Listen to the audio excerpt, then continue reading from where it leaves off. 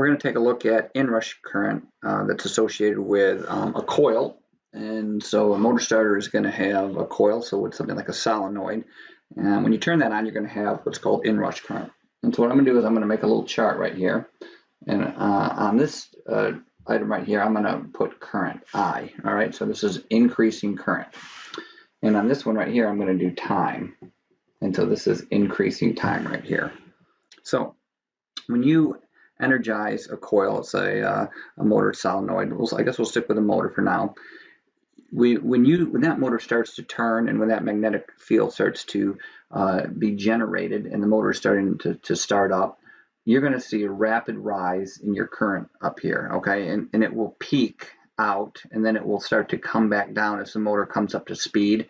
And finally, once that motor reaches speed, that will steady off. That current will steady off. And this would be called, I guess, your steady state current, okay? Steady state current. This is the same on a solenoid. So a solenoid, when you're trying to have a magnetic field and you're trying to move a plunger into that magnetic field, okay? Kind of like what a relay is or a valve, a solenoid on a valve, is this plunger starts to move into here, okay? That it takes a lot of current to get that moving, but once that plunger moves into the coil, it steadies off and reaches steady state, okay?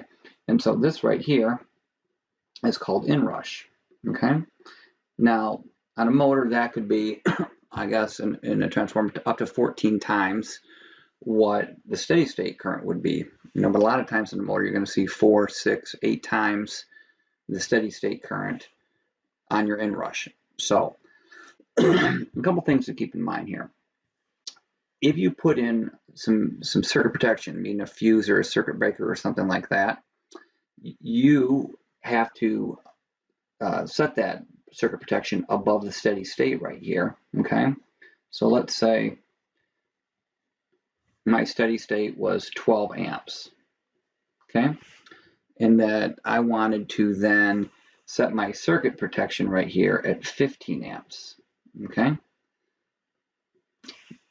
Well, at this point, it's obvious that it exceeds 15 amps right here. So that means that the circuit breaker would pop or the fuse would blow. And so what we have to do is we have to put in some type of a time delay circuit breaker or time delay fuse, because this is very rapid when this happens, whether it's on a motor or solenoid.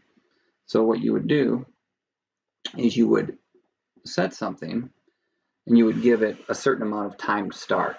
You might say like a half a second that it has to get started and ramp up and then reach steady state. If for some reason this exceeded that, then it would trip the circuit breaker or blow the fuse, okay? And that accounts for this. Now, remember, this is pretty fast, okay? So you're gonna know right away if you've got a problem. If for some reason you had a locked rotor, okay? So that means that the motor is trying to spin, but for some reason it's locked. There's too much load on it and it doesn't spin, okay? Well, when that happens, if you get a locked rotor, at startup, when this comes up, the magnetic field is going to just keep going right here because the motor doesn't start spinning, and that magnetic field is just going to keep ramping up, trying to get that motor to spin. Same on a solenoid right here. For some reason, you had the plunger and you prevented it from moving into the coil.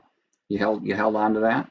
That coil is going to try and pull that plunger in, and after a half second, that current is going to remain very high, and then it would, exceed this, and it doesn't reach a steady state, so it's going to blow that 15 amp limit right there, and then you're going to get a trip. Okay, so we were talking about overloads. So an overload is something that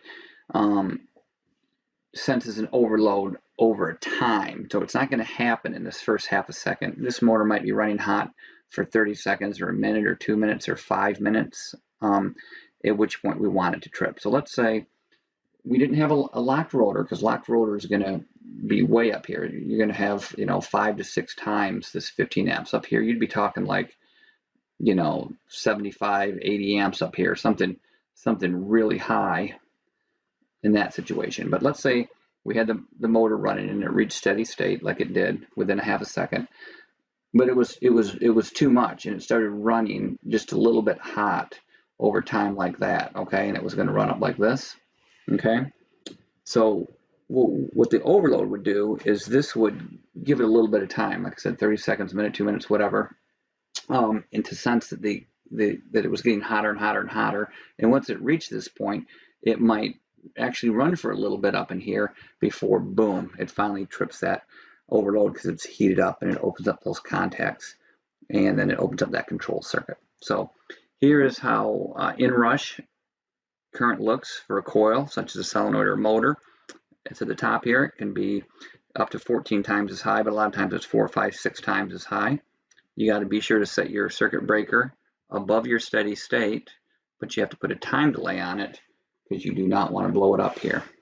And then also you can put more protection on it by putting an overload heater to account for this situation here if it does get a little bit too hot, and it will trip it.